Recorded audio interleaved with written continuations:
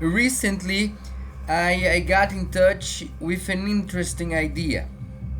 In the middle of my studies about our ancestors, the hunter gatherers, I stumbled across something very interesting about smoke.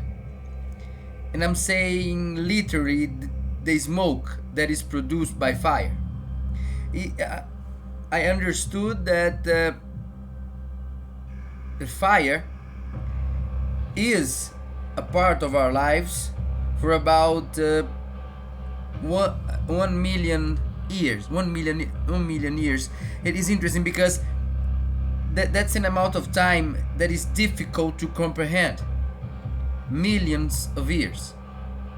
But we have to understand that from the first contact till now, we know something. We know that fire is very powerful, and it was very important for our process of transformation as a species. Interesting because fire was one of the greatest tools we have, so we can survive and spread across the planet. But the thing is that the manipulation of fire, it happened around 800,000 years ago, according to the latest archaeological findings. That is, around 800,000 years ago, we were using it already as a fire, as something to warm ourselves and to protect ourselves from predators. But only around 50,000 years ago, in the middle of the cognitive revolution, that we can see a use of fire that is more ritualistic. That is, fire used in rituals, not just for survival and spreading in nature, but also of rituals to burn a specific type of herbs to achieve different types of mental states.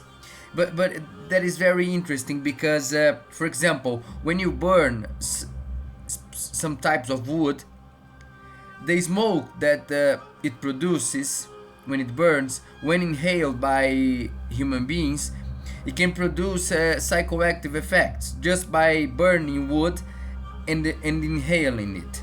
That is interesting because nowadays we have a very strange society. In society nowadays, everything that goes out of the Christian, Jewish, Western culture is frowned upon, is seen as wrong or criminal. But when we look at history and how everything happened, we see completely the opposite. Remembering that nowadays we are far away from what we used to be and what we should be actually as hunter gatherers.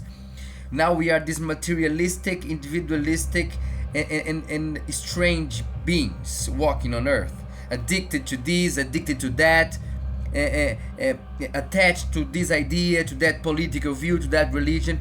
We are no longer pure human beings. We are, we are appearances. We are a mix of attachments. But that's not what I want to talk about.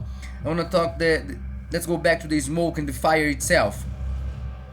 So we see across ancient history that the fire, and more specifically the act of burning sage, of burning herbs, in order to create this environment to achieve transcendence. That is interesting because, for example, I do not smoke tobacco or cigarettes, but I like marijuana, weed, and it's interesting because I use it ritualistic, and we know already now across the planet, scientifically speaking, we know that cannabis is a very powerful medicinal plant, even when used for recreation, because we have the receptors in our brain, and science already proved that that cannabis is not harmful as other substances, and that's it. That's a fact. it, it doesn't matter if people see it that it see it as wrong or harmful. We have science and facts, and science says that compared to other substances, it is very light. That is very light. We have to remember that. But let's go back to our subject of today. So, the act of burning and inhaling smoke is old as we are, because we are using fire since we are humanoids in nature, since we discovered it as a tool for survival. And now we can understand it as a tool for transcendence. From the cognitive revolution to this day, we see this path of burning vegetables, to burning grass, in order to achieve higher states of consciousness. That is interesting, my friend, because we have to go beyond concepts. We have to go beyond social agreements, those weird ideas that we have about taboos and what is wrong and what is right. When we go back to nature and we see what happens in nature, and what happened when we were in complete harmony with nature, to inhale smoke becomes a ritual very human being. That is a ritual very natural to human beings. It's very important that, because that happened and happens in a ritualistic manner, in order to socialize, to share, to form bonds around the fire.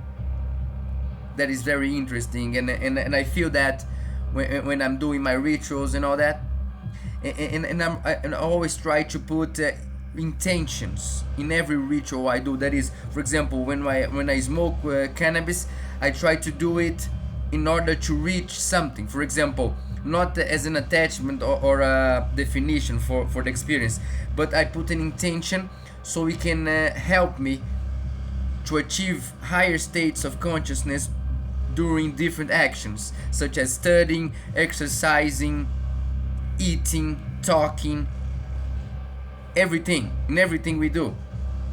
Every time I put the cannabis in play, I try to use it as a tool to achieve higher states of consciousness in every action I perform.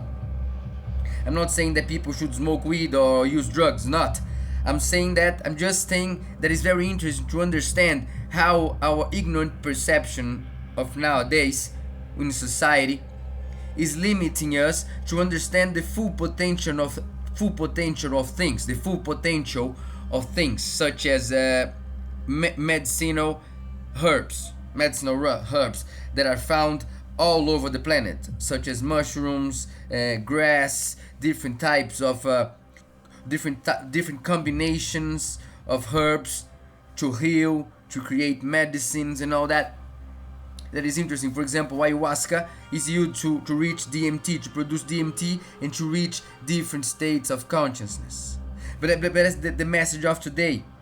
It's about going beyond concepts, going beyond the ignorant understanding, to see what is happening, to understand it more clearly. After all, we are all growing together with nature. We are one, and everything is Mandala.